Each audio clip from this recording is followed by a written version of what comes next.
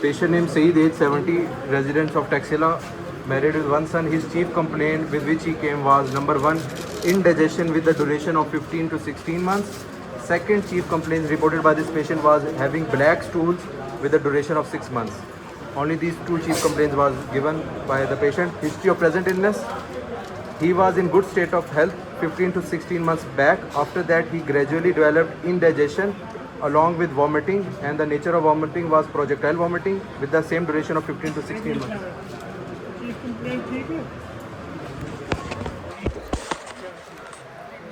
Next 6 महीने से और अनडाइजेशन वॉमिटिंग थी Indigestion. indigestion the 3 months or 6 months से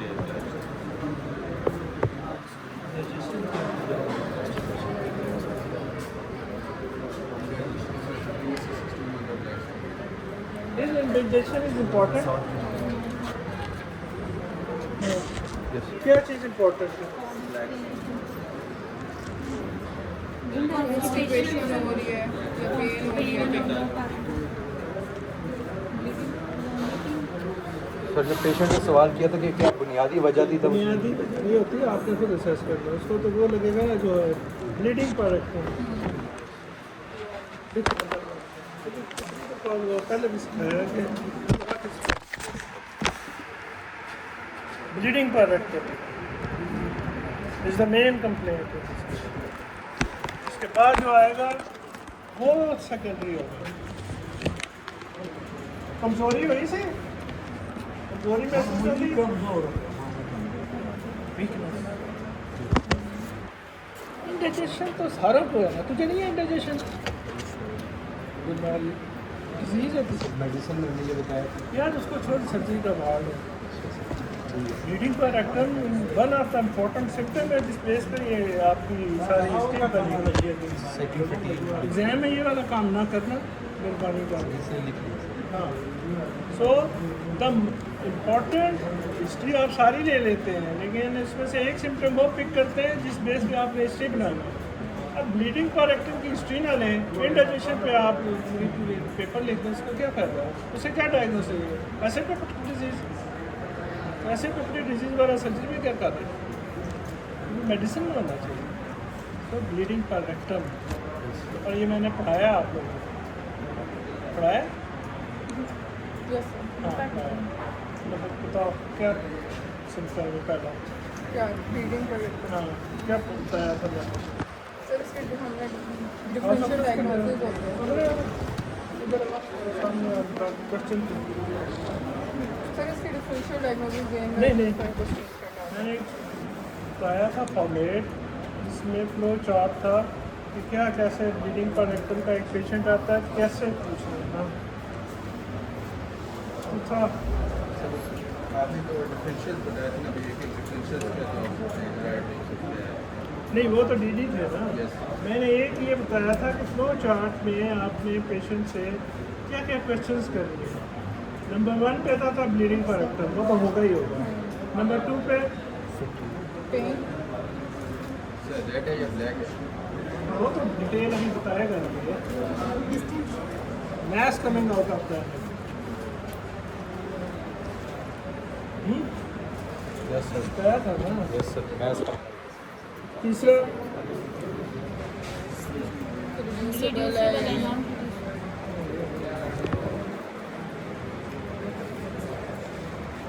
म्यूकस डिस्चार्ज, वो mass of coming out of the anal canal में हेमराइड आएगा और रेक्टल प्रोलैप्स वगैरह आएगा, या एनल कैनाल ट्यूमर होगा या रेक्टल ट्यूमर होगा वगैरह आएगा। तो वो उसमें से डीडी में वो आएगा। और पेरिएनल फिस्टुला बताया था, प्लूराइटिस बताया था। देखो है ही नहीं है।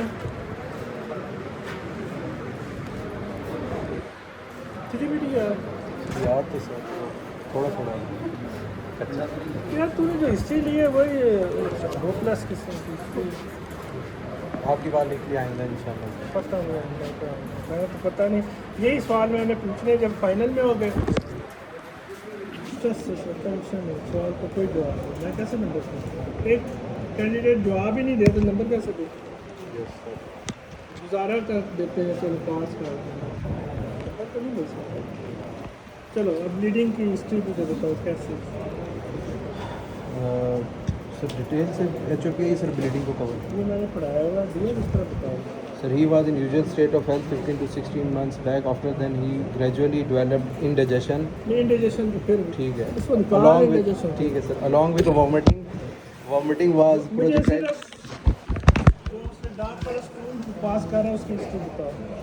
He was passing black stool with the duration of 6 months, along with associated constipation with the duration of 8 months, and the frequency of stool was that he was passing one stool in the duration of 2 days time after taking medication, as reported by the patient. Reading अगर आए patient क्या history नहीं है लोग ऊंचा ऊंचा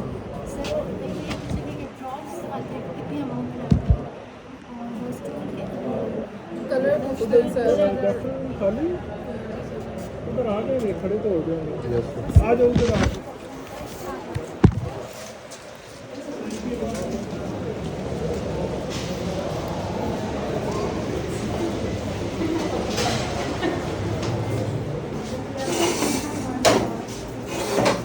चलो अब बताओ समझ नहीं आ रहा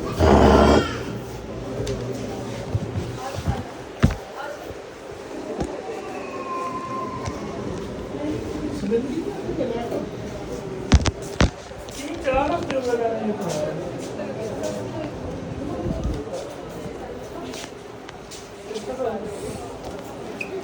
और जल्दी पता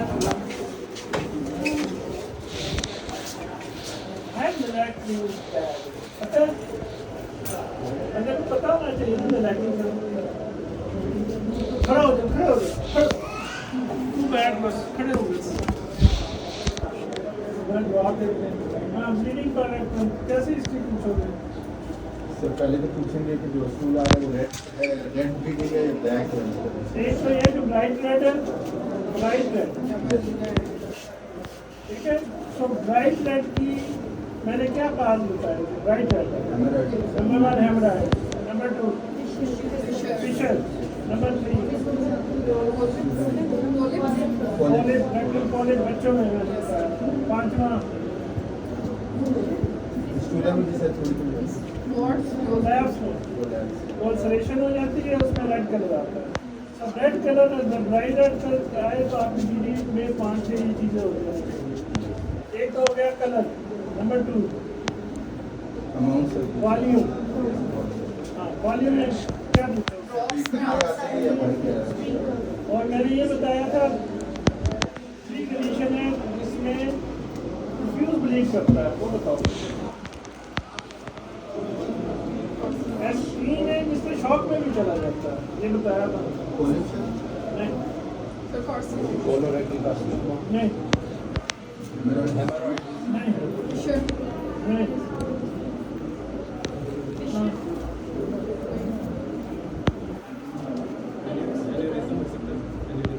क्या? एंजियोडिस्प्लेजिया नहीं, एंजियोडिस्प्लेजिया malformations होती है, vessels होती है गट में, usually in the small intestine होती है, लार्ज में भी होती है। So angiodysplasia can lead to fuse bleeding, patient में going to shock. Number 2 acute diverticulitis, उसमें वेसल रोड हो जाती है और ब्लीड करती है, पेशेंट में going to shock.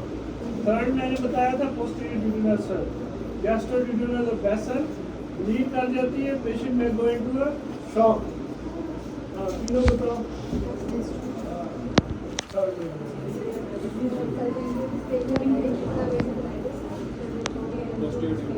Posterior duodenal ulcer, posterior duodenal gastroduodenal artery होती है। तो मैंने ये भी बताया था कि स्टमक को ओपन करते हैं और गैस्ट्रोड्यूडेनल को पोस्टीरियरली हम सूचन लेते हैं। तो डिफरेंट टाइप ऑफ सूचन होते हैं। तो अगर पेशेंट पीएचडी ट्रीट कर रहा है तो आपको नहीं ले लीजिए। और ट्रेनिंग के बाद एक तो वॉल्यूम हो गया, कप आता है, चमचे जिस तरह वो बोल रहे हैं इतने आते हैं, तो वो आपको हेल्प करेगा। और ब्लीडिंग पर सर हम ये पूछ पूछते हैं कि जब वो स्टूल पास करने के बाद आता है या स्टूल के साथ स्ट्रीक Yes. आती है? ये पहले आता है या बाद में आता है? पहले आएगा तो वो ऐसी डिजीज होगी जो ये एनल कनाल हो सकता है, फिशर हो सकता है, फिशर में साइड पे आता है। हेमराइड का आफ्टर डेफिकेशन क्यों? तो वो इरिटेट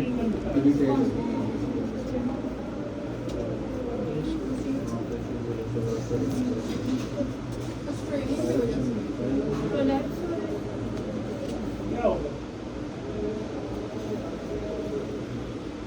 थोड़ा सा डिटेल बताइए कि कैसे हेमराइड में क्यों ब्लीड करता है, और जब वापस चला जाता तो पेशेंट नहीं ब्लीड करता। वो तो यही करता है कि डेफिकेशन होती तो ब्लीड करता। होता ये कि पेशेंट स्टूल पास कर लेता है, ये हेमराइड बाहर आ जाता है, ऊपर से एनल स्पैज्म हो जाता है, वो वापस वीनस रिटर्न नहीं जाने देता। अब वीनस रिटर्न नहीं जा रहा है, वो तो ब्लीड करेगा। जब वो ब्लीड करके ख़त्म हो जाएगा, ब्लीडिंग उसमें ख़त्म हो जाएगी, कोलैप्स कर जाएगा, then they go back. So this is a typical history of a hemorrhoid. Okay, after passing the stool here. All question.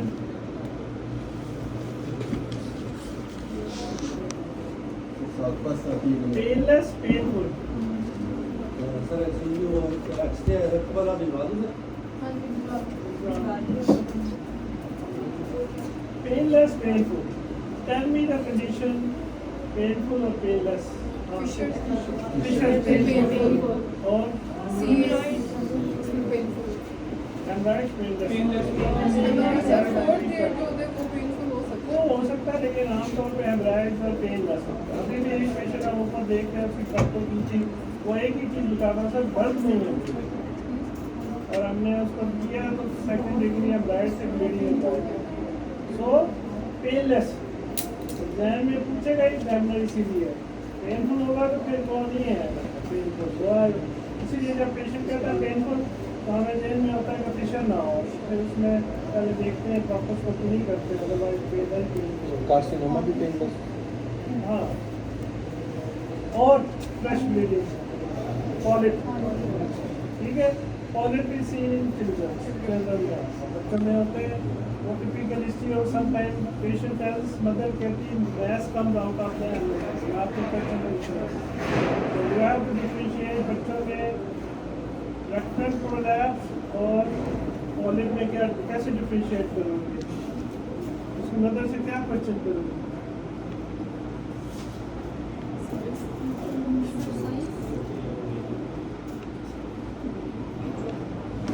चारों तरफ से प्रोलैप्स होता है, चारों तरफ से कोई चीज़ बाहर आती है या एक साइड से चीज़ आती है। एक साइड से आएगी तो पॉलिप होगा, अगर चारों साइड से आएगी तो प्रोलैप्स होगा। तो मदर से ये पूछते हैं, पार्शियल प्रोलैप्स होता है बच्चों में, स्लिम मुकोजा होता है, ठीक है। तो और ब्लीडिंग का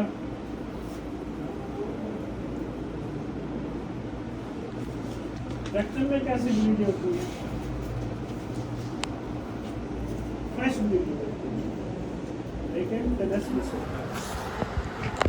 व्हाट इज टेनेसमस? सर उसको अर्ज आती है डेफिकेशन की, लेकिन इनफैक्ट उसको स्कूल पासिंग बिल्कुल भी नहीं क्यों? होता।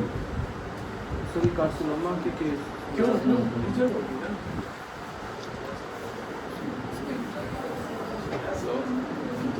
जमाने में थोड़ा पढ़ा लिखा होता था।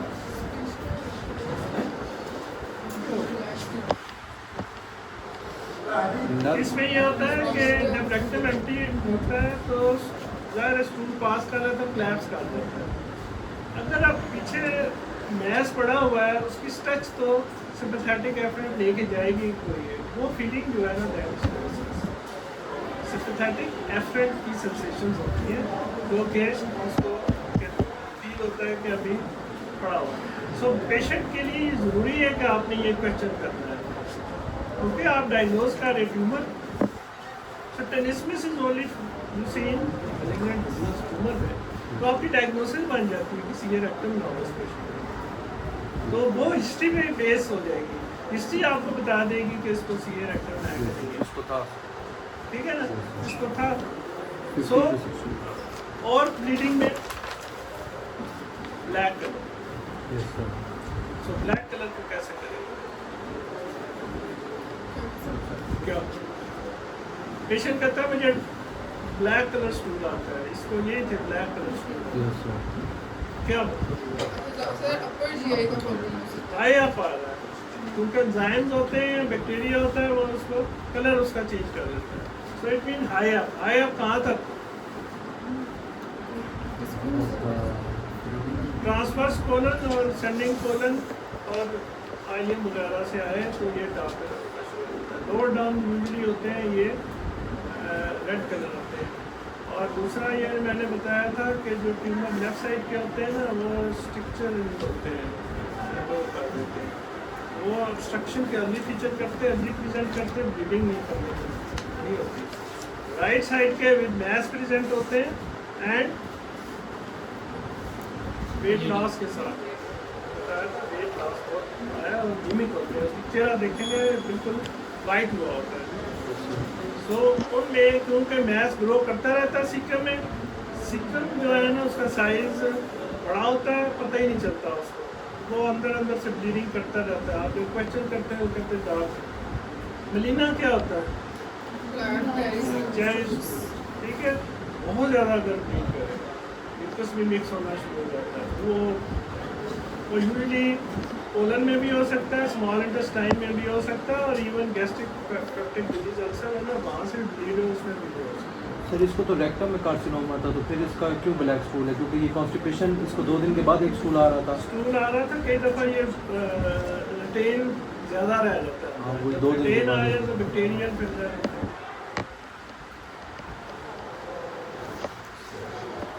ठीक है, सो ब्लैक कलर आपको ये बताता है। सो अब देखें कि हिस्ट्री पे bleeding per rectum is just like a jaundice, just like a fever. आपने बताना है हिस्ट्री पे कि मेरे पेशेंट को क्या है, वो बैकग्राउंड नॉलेज होगा आपको बताया। बेनाइन डिजीज़ होती है, मैलिग्नेंट डिजीज़।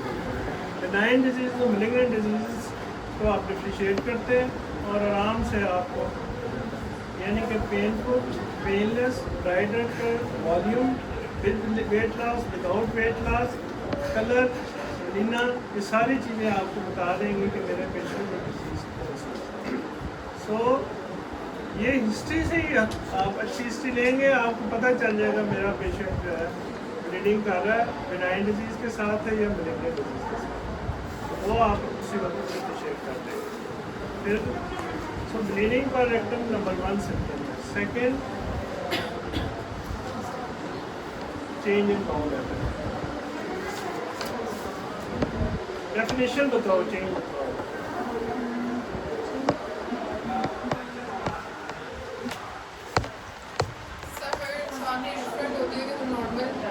डे में करता था या वीक के ले सकते हैं कि अब और फिर उससे कंपेयर करेंगे कि अब वो कितना। सो नॉर्मल इस चीज़ से शुरू करते हैं। So start with the normal कि पहले आप किस तरह पास करते थे, 2 दिन बाद पास करता था, that is a normal bowel. तो चेंज तब होगी कि अब तीसरे दिन करना शुरू हो गया या चौथे दिन करना शुरू हो गया या पहले 1 दिन में करना शुरू हो गया, depend upon. So change in bowel habit is a major issue in patient with tumours. Tumours में ये मेजर इशू आना शुरू हो जाता है। लेफ्ट साइड ट्यूमर जो होते हैं मैंने बताया था स्टिक्चरिंग है, constipation alternating with the diarrhoea. कुछ दिन कॉन्स्टिपेशन रहती है, फिर डायरिया होना शुरू हो जाता है। वो स्ट्रक्चर होता है, कुछ दिन होता है कॉन्स्टिपेशन रहता है, फिर प्रेशर बढ़ता है, कॉलिक उठता है, तो फिर उसको स्टूल पास होना शुरू हो जाता है। तो चेंज इन बाउल हैबिट आना शुरू हो जाता है। इनकी हिस्ट्री में कॉन्स्टिपेशन बड़ी कॉमन है, constipation because of obstruction.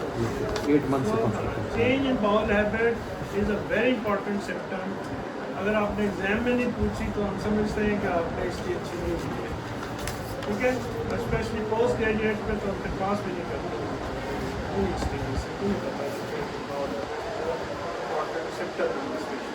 तो change in bowel habit benign disease में कम मिलती है लेकिन हो सकती है। फॉर एग्जाम्पल इलिसिकल ट्यूबरकुलोसिस हो, फॉर एग्जाम्पल क्रोन्स डिजीज हो, उनमें चेंज इन बाउल हैबिट भी मिल सकती है। लेकिन मैलिग्नेंसी में हो, मैलिग्नेंसी में फ़र्क ये होता है हिस्ट्री शॉर्ट होती है but associated with weight loss उसका फीचर है जो हम डिफ्रेंशिएट करते हैं बिनाइन डिजीज, इलिसिकल ट्यूबरकुलोसिस और क्रोन्स डिजीज। इसको वेट लॉस नहीं था वैसे, इसने कहा है कि इसको 16 महीने में सिर्फ 3 kg नॉर्मल हो गया। ठीक है। सो इसमें अग्रेसिवनेस डिजीज बड़ा इंपॉर्टेंट करती है ना, लेट एज में अग्रेसिव नहीं होती है, मतलब जंगल में बहुत अग्रेसिव होती है, नट्स निकल जाते हैं, उस वजह से वेट लॉस बहुत कम। Number 1 bleeding per rectum, number 2 change in bowel, number 3 mass कम होना। तो कैसे लोगे इसको?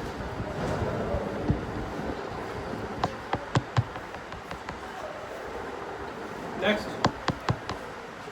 क्या पूछोगी सवाल?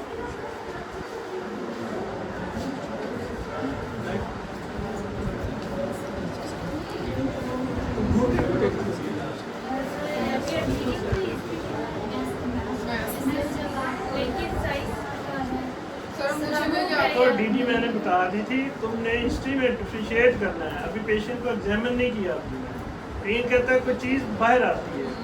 अब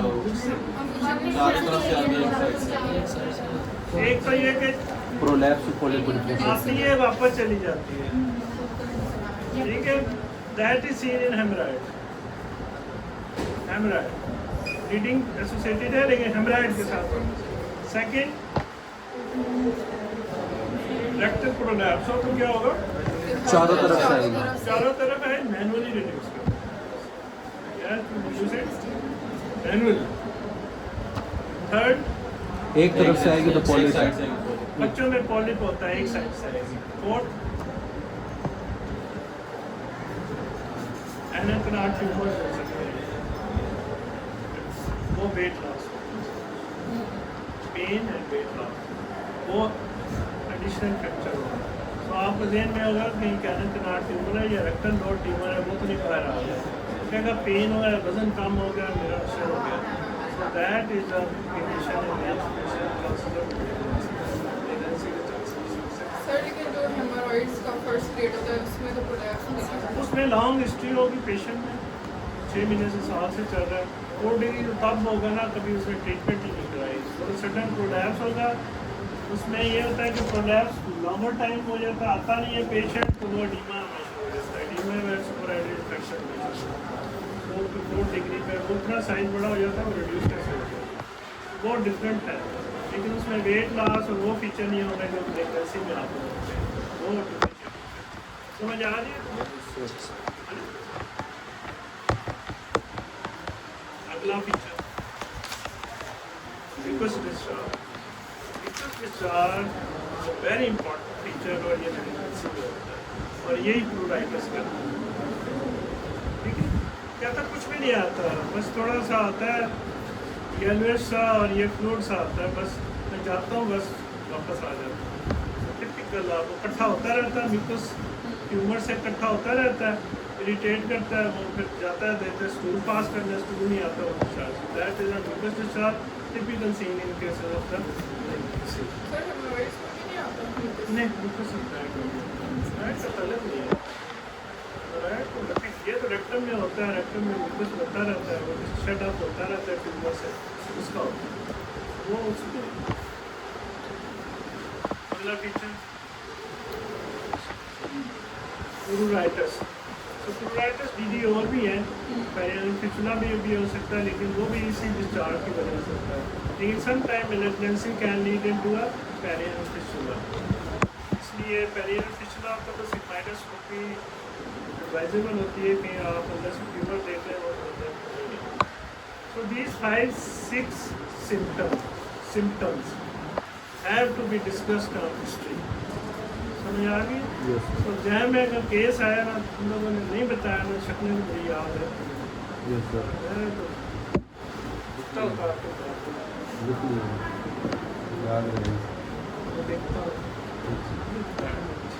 हूँ एक चीज़ याद है, इंडाइजेशन से तो शुरू कर रहा है, इंडाइजेशन कहाँ से आ गई? सर वो हमें मेडिसिन में आग लगे यार, मेडिसिन सर्जरी डिपार्टमेंट में इंडाइजेशन किसको नहीं है? 15 to 16 एक बंदा कह रहा है कि मुझे डार्क का स्टूल आ रहा है, वो इम्पोर्टेंट है या इंडाइजेशन इम्पोर्टेंट है? मैं सोचने की बात है। तो हिस्ट्री में पेशेंट वो बात करेगा कि उसे लगता है, आपने वो देखना ना कि जो आपको लगता है कि ये तो इम्पोर्टेंट है, ये ना पूछे तो सारी हिस्ट्री के पीछे क्या रह गई है। सर वो जो बता रहा था कि वॉमिटिंग करता हूँ तो अनडाइजेस्टेड फूड पार्टिकल्स का जिक्र ही नहीं करना नहीं नहीं वो हिस्ट्री ऑफ प्रेजेंट इलनेस में अच्छा, आएगा, क्या HOPI में आएगा। क्या हो गया? अभी हम क्या डिस्कस कर रहे हैं? लीडिंग बाय एक्टर के सिम्टम में डिस्कस कर रहे हैं। वो तो हम एसोसिएटेड फीचर पूछेंगे, वो भी बताएगा। तो मेरा स्ट्रेस पॉइंट ये है कि ब्लीडिंग पर रेक्टम कोई भी पेशेंट ओपीडी में या फैमिली में किसी को देखें, take it seriously. Bleeding rectum normally नहीं होता, so there is some disease underlying इसकी वजह से। वो हिस्ट्री आपने उससे पूछनी है और ये सारी चीज़ें चाहिए। इसका हम फ्लो चार्ट बनाया करता था, तो क्या क्या पूछ रहे हैं तो लगा होता था फ्लो चार्ट, तो वो ग्रेजुअली फिर आप उसमें एक्सपीरियंस के साथ आपको ना पिकिंग पावर इंक्रीज हो जाती है। पॉजिटिव पॉइंट्स पिक कर देते हैं और एनालाइज कर लेते हैं पेशेंट को क्या है। तो हार्ड वर्क चाहिए। चल अब बताते हैं इंडाइजेशन और वोमिटिंग क्या मसला है, वो डिस्कस करते हैं। वोमिटिंग डिस्कस करते हैं। History of present illness में GIT associated features reported by patient was of vomiting with a duration of 15 to 16 months. The nature of vomiting was projectile vomiting, which was mouth filled and undigested food particles was also coming in the vomit. Vomiting, what is the difference between projectile and trial किसी obstruction वगैरह की वजह से ये तो यार कोई कारोबार जिंदगी गुजारनी है, ऐसे तो नहीं गुजारनी। पेरेंट्स के पैसों पे तो नहीं गुजारनी। हाँ तू बता। जैसे वो बायो सारी नॉन प्रोजेक्ट है,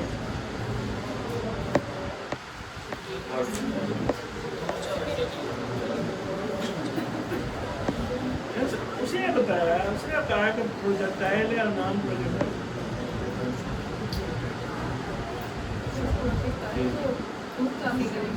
नॉन प्रोजेक्टाइल क्या होगा? तो करीब गिरे क्यों? सर कहा तो नेक्स्ट इंफ्लुएंस के जो होता है या फिर मेनिंजाइटिस वगैरह में कहते हैं कि मुझे मुझे मैकेनिज्म बताओ, उसमें क्यों है, उसमें क्यों है?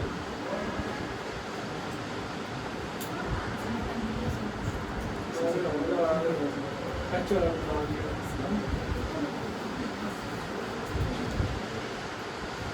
था कुछ बेहतर।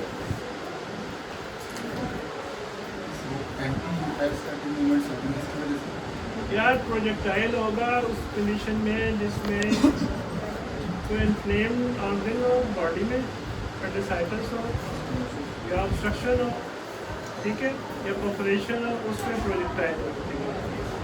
नॉन प्रोजेक्टाइल वोमिटिंग में पेशेंट इलेक्ट्रोलाइट इम्बैलेंस हो। इलेक्ट्रोलाइट इम्बैलेंस में पेशेंट जो है ओवरफ्लो कर जाता है, यानी स्टमक भर गया, स्टमक के पास इसोफेगस वगैरह लेटे लेटे डेवलप कर देते। तो बच्चे यूजली करते ही है, ओवरफ्लो कर लेते हैं, बहुत से करते हैं नॉन प्रोजेक्टाइल। तो आईलियस में ये नॉन प्रोजेक्टाइल होते हैं। यूरेमिया पेशेंट को तो नॉन प्रोजेक्टाइल होता है। मीट्रोपेरिटोनिया हिमाटोमा हो तो नॉन प्रोजेक्टाइल होता है। और स्पाइनल शॉक हो तो patient non projectile. Okay, nerves काम नहीं कर रही हैं, अंदर इकट्ठा होता जा रहा है। ओके, जो आप फ्लूइड भी लेते हैं वो ग्रेविटी से नीचे नहीं जाता, वो तो आप स्वेलो नहीं करते, सर मूवमेंट पे स्टार्ट। अगर जब पे स्टार्टिंग मूवमेंट नहीं है तो वो वहीं रुक जाएगा। So non projectile. So projectile में पेशेंट डीप ब्रीथ करता है, पाइलोरिक स्फिंक्टर पेशेंट का क्लोज हो जाता है, ठीक है। All the intra abdominal muscles contract करते हैं, स्टमक कंट्रैक्ट नहीं करता। सो और ये वोमिटिंग सेंटर मेडुला ऑब्लोंगेटा में होता है और ये एक साइकिल होता है जो कि वो पूरा होता है और फिर पेशेंट फ्लो, ठीक है।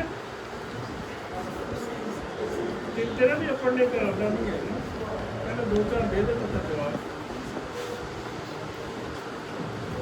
मुझे ध्यान में ये नहीं पता होता है किसी कौन सा जवाब दिया था, नाम नहीं याद है। ये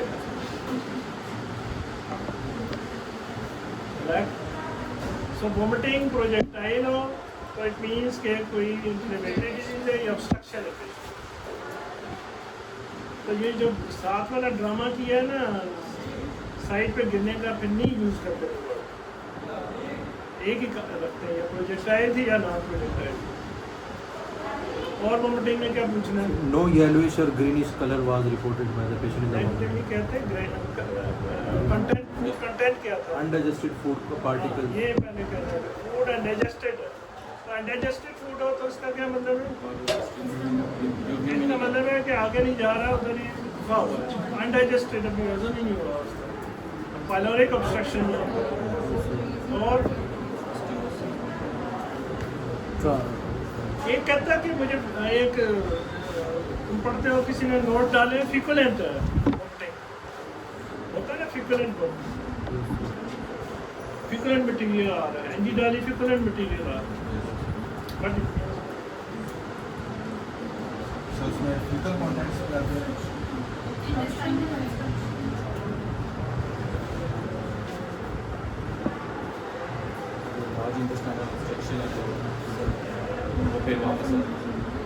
हाँ हीरो फिकुलेंट स्मेल।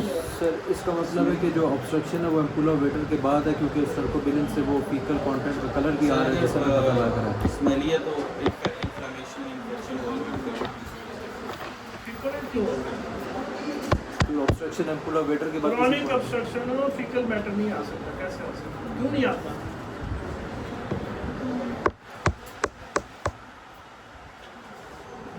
फिकुलेंट मैटर लार्ज गट से क्यों नहीं आ सकता?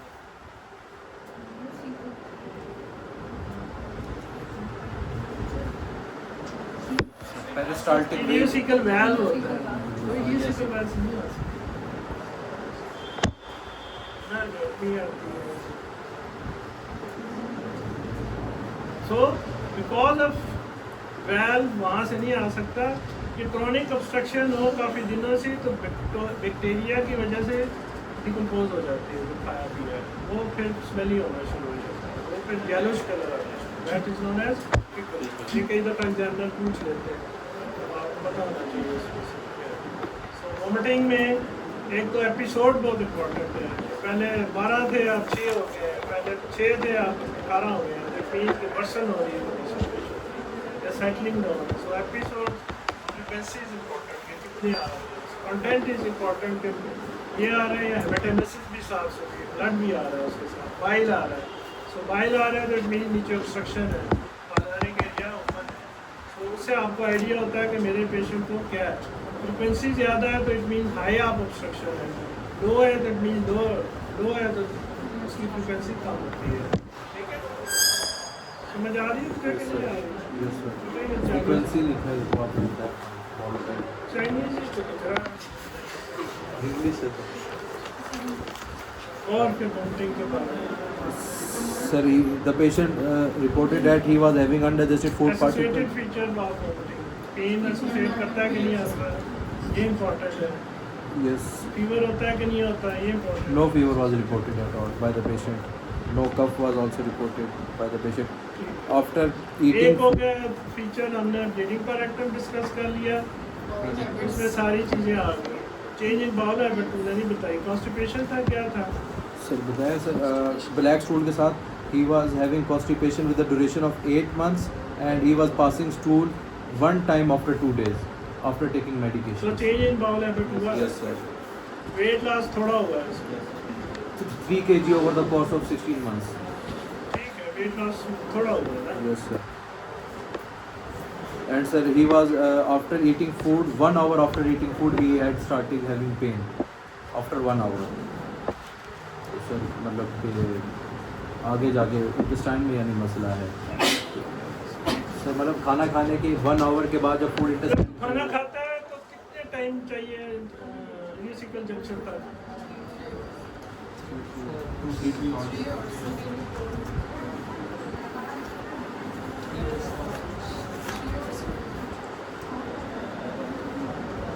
6 to 9 hours होते हैं, ये डिपेंड अपॉन किस टाइप का पीरियड है। तो हैवीली है, आइडियली है, फैटिली है तो और उसको prolong हो जाएगा। पराठे खाएं, अंडे खाएं तो शाम तक कहते हैं हजम ही नहीं हो रहा, तो इसलिए हजम नहीं हो रहा, खा के अंदर वो टेक्स टाइम, तो डाइजेशन के लिए सारा चाहिए। अगर लाइट सा लिया तो फ्रूट लिया, ये चीज़ें लिए 1 घंटे में 2 घंटे में, और फ्रूट तो एकदम Yes, sir. What is anorexia, ये बताया हुआ है। Yes, sir. So loss of appetite reported by the patient. Sir even जो उसका फेवरेट फूड है वो भी लिखा हुआ है। Hamburger नहीं खाता। phenomena भी कहते हैं।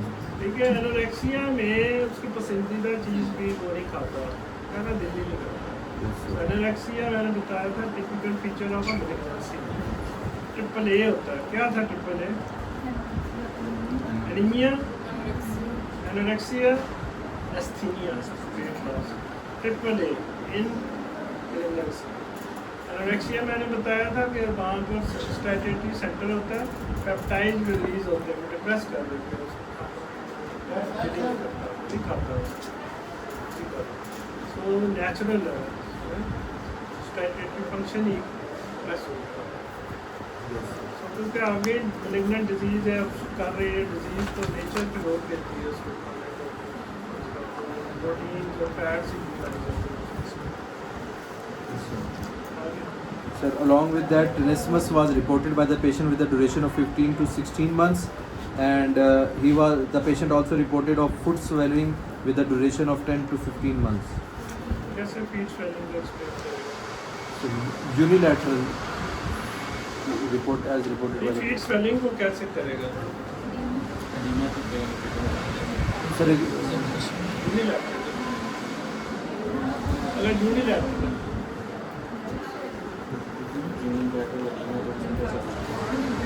obstruction and vessels की इसमें वेसल इन्वॉल्व कर दिया, आयरिक वेन इन्वॉल्व होती है, रक्तम जहाँ पड़ा हुआ है इंटरनल आयरिक वेन होती है, ब्रोज हो जाती है या प्रेशर पड़ जाता है।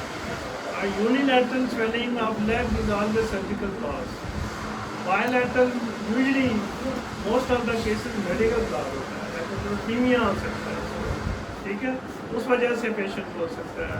आईबीसी भी अगर बस आ जाए उसकी वजह से हो सकती है, और सिरोटिक फेलियर और कार्डिक फेलियर,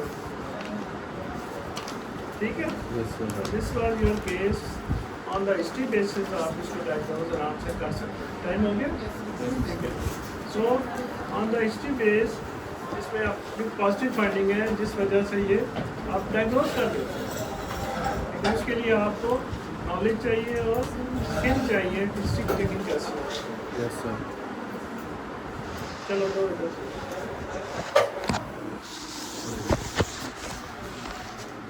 पता नहीं आया सर मैं पेनक्रेटाइटिस पढ़ के आया हुआ था, आज उसकी क्लास लेता हूँ। और यार पेंटिसाइटिस वाले आई नहीं है, मैं क्या करूँ, उनकी तो 5-5 दिन की एब्सेंट लगवा दी है, ठीक है।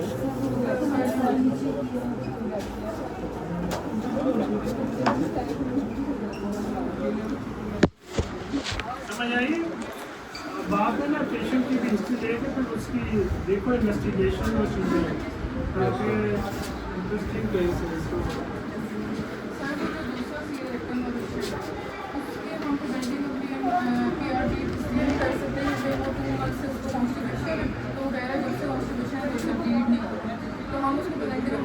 नहीं लिख सकते, उसमें आपकी जो है ऑब्स्ट्रक्शन है वो डिस्कस कर सकते हैं कि ऑब्स्ट्रक्शन की कॉजेज क्या हैं। Obstruction with associated with weight loss है, पीरियड बड़ा लंबा है, सब एक्यूट ऑब्स्ट्रक्शन है। सब एक्यूट क्या होती है?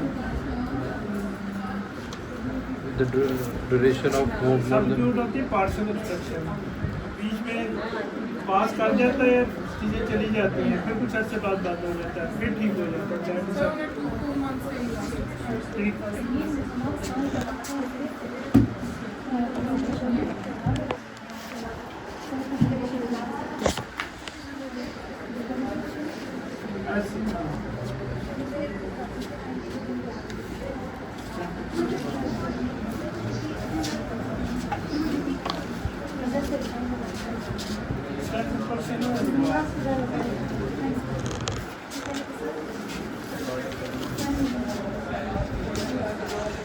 सर जो चीफ कंप्लेन है जिस पे भी मेरी थोड़ी मिस्टेक ज़्यादा आई है मैं उस पर गौर कर रहा हूँ ठीक करने के लिए।